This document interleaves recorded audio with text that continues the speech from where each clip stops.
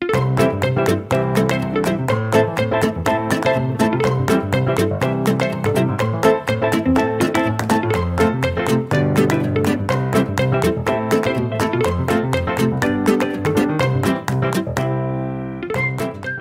sevgili seyirciler. Şef Oktay Usta'nın mutfağına, kanalına hoş geldiniz, sefalar getirdiniz. Bir elimde elma, bir elimde ayva. Oktay Usta bugün sizlere güzel bir ayva tatlısı hazırlayacak sevgili seyirciler.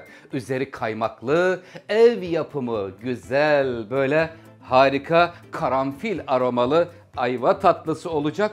Oktay Usta ayva tatlısı dedin ama elinde elma var. İçleri de elma dolgulu olacak. Böyle iki meyve birleştiğinde hem güzel oluyor hem de sağlıklı oluyor. Ayva tatlısında 4 tane ayva, 4 tane de elma var sevgili seyirciler.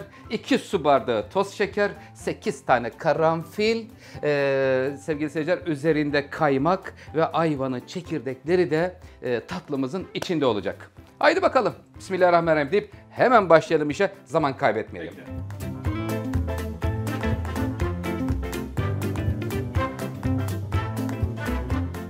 Sevgili seyirciler, öncelikle ayvaları 2 tanesini soyacağım, 2 tanesini de soymadan hazırlayacağım. 2 metodu da sizlerle paylaşmak istiyorum. Yani ikisi kabuklu, ikisi kabuksuz olacak. Şimdi kabuğu gitti, Oktay Usta vitamini gitti diyenler de olabilir. 2 metodu da inşallah paylaşmak istiyorum. Şimdi sevgili seyirciler, şöyle önce 2 tarafından keseceğim. Şuraları ayva tatlısını hazırlayan kişi değerlendiriyor, israf olmuyor. Oraları hazırlayanlar yiyecek ya da çocuklara yedireceğiz o bölümü. Şimdi önce kabuğuyla birlikte olanları hazırlayayım. Ortadan 2'ye kesiyorum. Çok güzel görünüyor sevgili seyirciler, bakın. Rabbim ne güzel yaratmış. Önce şuradaki çekirdek yatağını alıyoruz. Aslında ayvanın hiçbir şey israf olmayacak. Şu çekirdek yatağını da normalde meyve yerken burayı da mutlaka yemek lazım.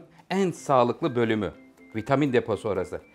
Şimdi 2 metodu paylaşacağım dedim sizlerle. Sevgili seyirciler, oyuyorum. Neden oyuyorsun Oktay Usta diyebilirsiniz.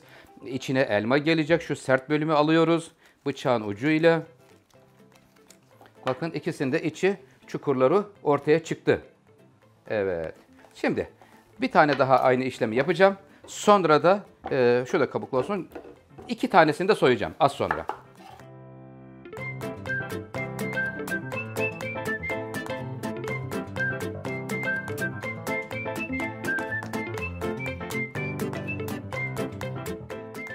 Sevgili seyirciler, ayva tatlımızda 2 tanesini kabuklu, 2 tanesini de kabuğu soyulmuş olarak 2 metodu da sizlerle paylaşmak istiyorum.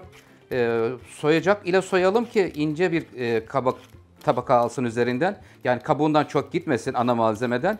İncecik soyacaklar. Evet, şimdi bakın soyuldu. Ortadan 2'ye kesiyorum. Demin yaptığım gibi.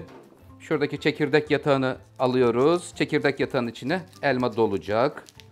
Çekirdeklerini de kullanacağım içerisinde.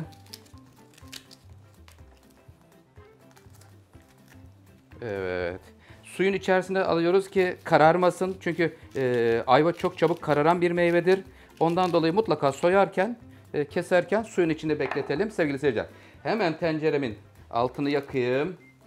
Sıcak su koyacağım. Önce ayvayı bir pişirmemiz gerekiyor sevgili seyirciler. Bismillahirrahmanirrahim.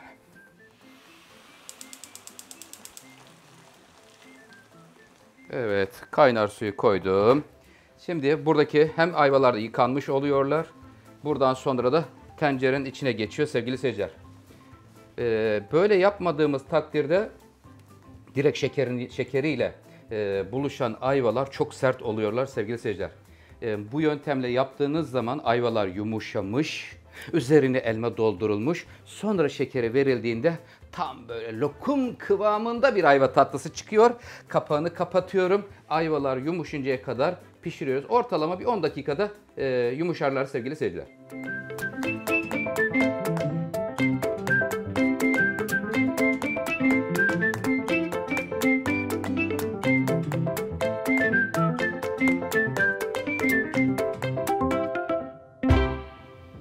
Sevgili seyirciler, ayva tatlımızda ikinci bölüme gelmiş bulunuyoruz. Şimdi elmaları soyuyorum. Ayvalar kaynamaya başladıktan sonra 5 dakika sonra başlıyorum işleme. Her bir ayva için bir elmaya ihtiyacımız var. Elmayı da soyuyorum. Ayvanın 2 tanesini soydum, 2 tanesini soymadım ama elmanın tamamını soymam gerekiyor sevgili seyirciler.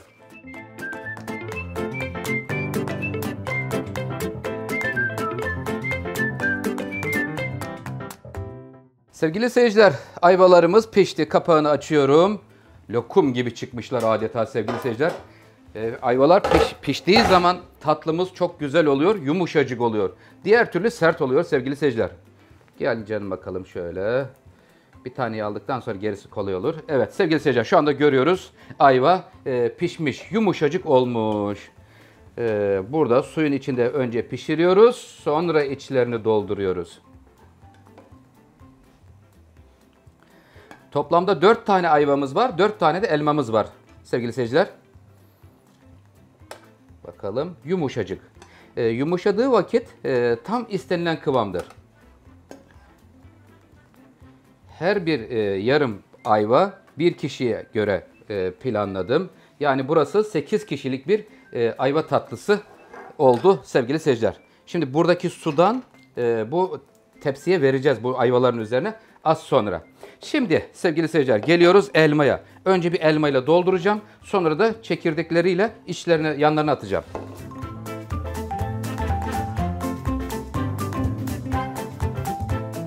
Elmayı rendeliyorum. Ayvaların içine rendelenmiş elma dolduruyorum. Şimdi burada 2 metot var sevgili seyirciler. İsterseniz doldurmayabilirsiniz ama orijinal hali bizim ustalarımızdan öğrendiğimiz lokanta ve restoranlarda bu usulde yapılır. Tam orijinal hali biz böyle öğrendik. Öğrendiğimiz şekliyle yıllardır bu şekilde devam ediyoruz. Üzeri kaymaklı olup içi elmayla doldurulmuş ayva tatlısı. Bakın bir ayva, bir elma ne yaptı? 2 ayvayı doldurmuş oldu sevgili seyirciler.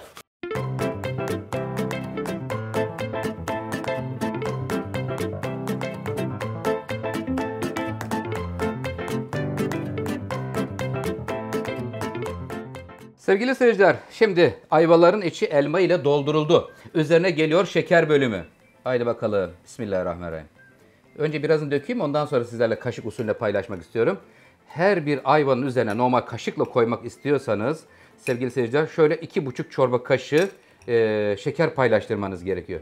Ben hesapladım, burada 400 gram şeker var. Kaşık ölçüsüne göre de tam denk geldi. 2,5 çorba kaşığıyla hesabı yaptığım için sizlerle de kaşık usulüyle de paylaşmak istedim sevgili seyirciler. Karanfiller var. Karanfilleri aralara atıyoruz. Her bir ayva için bir tane karanfil düşündüm. Toplamda 8 tane karanfilim var. Güzel karanfil aromalı ayva tatlısı Oktay Usta'dan sevgili seyirciler. Lokantaların, restoranların meşhur tatlısı. Türk mutfağında çok önemli bir yere sahiptir bu tatlı sevgili seyirciler. Vay. Üzerine kar yağmış gibi oldu. Kış mevsiminde çok güzel bir tatlı sevgili seyirciler. Ayva tatlısı, kabak tatlısı bunlar önemli tatlılar grubundadır. Şimdi ayvaların içindeki çekirdeklerden de atıyorum içine. Tamamını atmayın. Ayva çekirdeğinin bir özelliği var. Jöle gibi yapar içindeki şerbetini. Aşırı derecede jelleştirir. Ama 2 tanesini atmamız lazım. Toplam 4 ayva vardı ya. İkisini attığımız zaman yeterlidir. Şimdi diyeceksiniz ki Oktay Usta ayvaları kaynattın suda. Gitti o güzelim ayvaların vitamini diyebilirsiniz.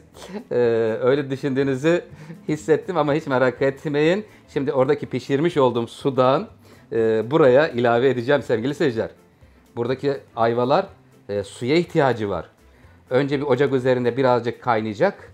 Bir 5 dakika. Sonra da fırın yolculuğu olacak. Karanfil, ayva çekirdeği hepsi içinde. Şekerini de koyduk sevgili seyirciler. Ve şimdi buradan sonra hatta ocağın üstüne alayım. Çünkü bir kaynatacağız ya. Onu bu arkadaş buraya gelsin. Tamam, altını hızlandırayım. Ve şimdi sevgili seyirciler şuradan kepçeyle kaç kepçe döktüğümü de sizlerle paylaşacağım. Bismillahirrahmanirrahim. Yiyenlere şifa olsun. Özel bir tatlı. Türk mutfağının çok meşhur tatlısı.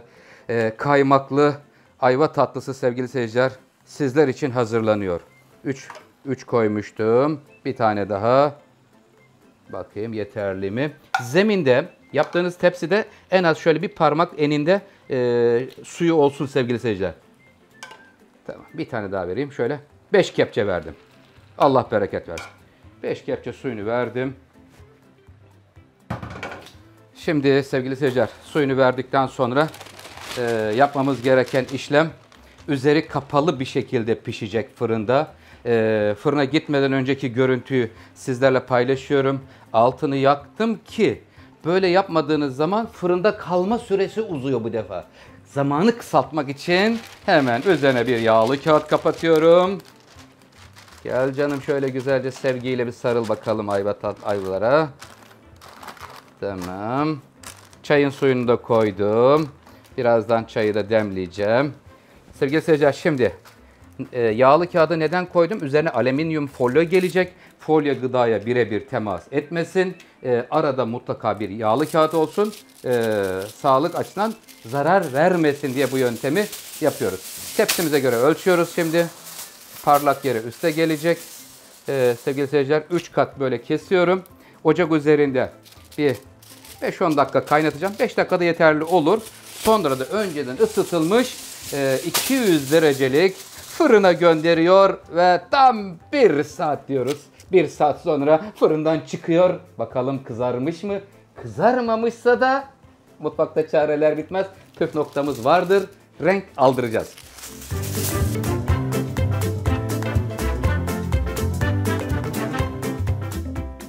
Sevgili seyirciler, yaklaşık olarak 10 dakikaya yakın bir böyle orta ateşte kaynadı ve şimdi önceden ısıtılmış 200 derecelik fırının orta katına gönderiyorum. Ayva tatlısı gidiyor. Alt üst pişirmede 1 saat sonra fırından çıkıyor. Önemli detaylar, burayı kaçırmayalım.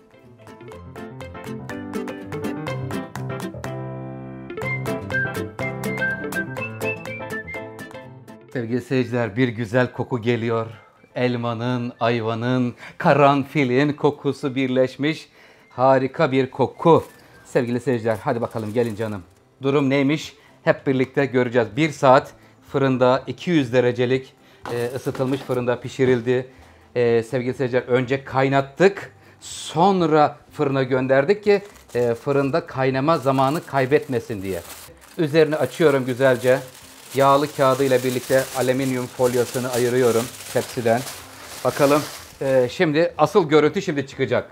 Kağıdı aldığımız vakit nasıl bir görsellik var. Aman ya Rabbi, şu güzelliğe bakın sevgili seyirciler. Renk almış mı? Almamış mı? Renk istediğimiz gibi almamış. Ama mutfakta çareler bitmez. Şimdi renk aldırma bölümüne geçiyoruz sevgili seyirciler. Ayvalar, elmalar, lokum gibi piştikten sonra şuradan birazcık yer açacağım. Aslında renk almaya başlamış. Bakın şurada kaşıkta daha iyi belli oluyor. Kaynama ile birlikte şimdi renk vereceğiz sevgili seyirciler. Kırmızı gıda boyası kullanmadım. Ocağın üzerinde kaynatıyoruz. Hem içindeki o suyunu yoğunlaştıracağız hem de renk aldıracağız. Bakın birebir göreceğiz şimdi. Sevgili seyirciler, fırından çıkardığımızda rengi daha beyazdı. Bakın şimdi rengi giderek kızarıyor. Elmanın, özür dilerim, ayvanın çekirdeği, karanfil, kıvamın yoğunlaşması, hafif şekerin karamelizeye doğru gidişi renk desteği veriyor.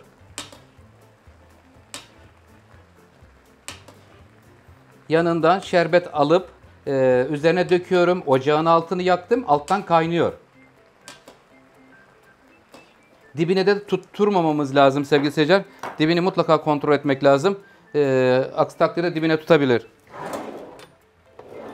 Sevgili seyirciler, şimdi zemininden bir oynatmak lazım. Çünkü fırında kaldığı sürede aynı noktada durduğundan dolayı burada kaynama esnasında dibine tutabilir. Allah korusun, bu kadar emek verildi. Emeğin zayi olmaması lazım. Bir sefer oynatmamız yeterli. Tamam. Hem de şerbet alabilecek kendimize bir alan açmış olacağız. Şuradan. Ortadaki de tamam. Evet. Birazcık şöyle kepçe ya da kaşık yardımıyla şerbet alıp dökebilecek yerde açmış olduğum. Ocağın altı yanıyor. Şerbeti kaynıyor ve üzerine oktayosa döküyor. Renk alana kadar ağırdan sevgiyle bu işlemi yapıyoruz sevgili seyirciler.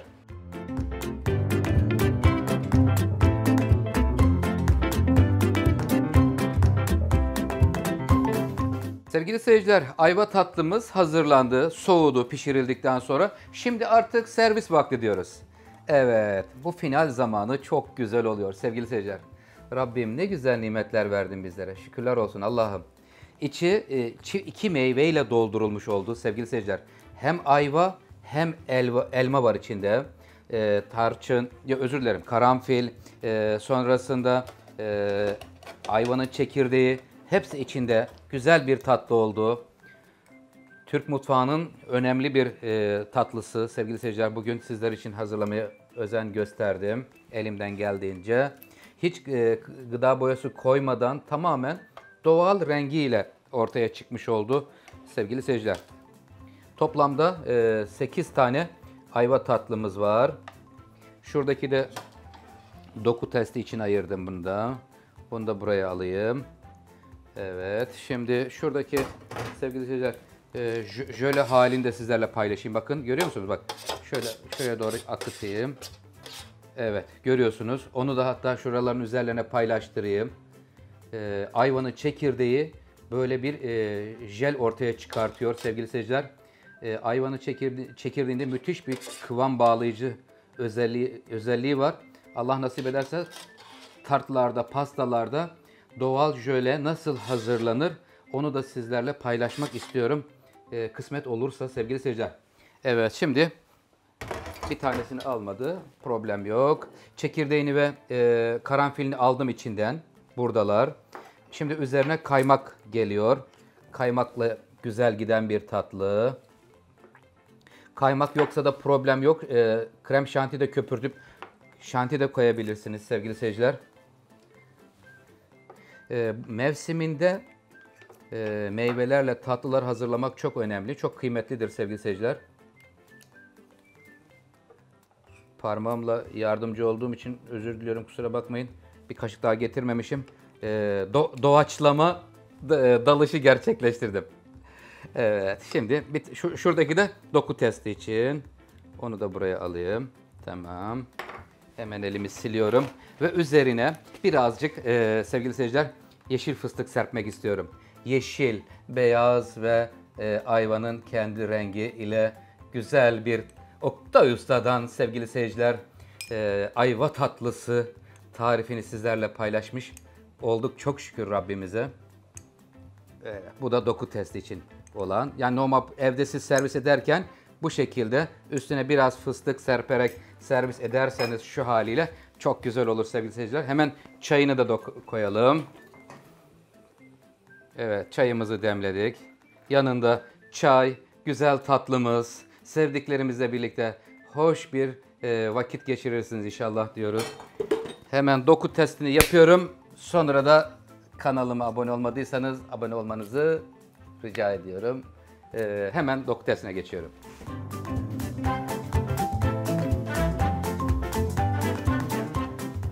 Sevgili seyirciler, şimdi doku testinde ayva nasıl pişmiş bunu tabii doğal olarak siz de görmek istiyorsunuz, haklısınız. Bakın lokum gibi. Bıçağı bastığımda ayvanın içini görüyor musunuz? İçiyle üstünün rengi aynı sevgili seyirciler. Şuradan da bir daha keseyim. Hatta şöyle çatalla keseyim isterseniz. Çatalla da lokum gibi olduğunu görelim. Şöyle. Hiç gıda boyası kullanmadan doğal haliyle efendim ayva tatlısının tarifini sizlerle paylaştım sevgili seyirciler. Sağlıklı günler diliyorum efendim. Kendinize iyi bakın. Allah'a emanet olun. Güzel tatlar olsun inşallah sofranızda. Hoşça kalın.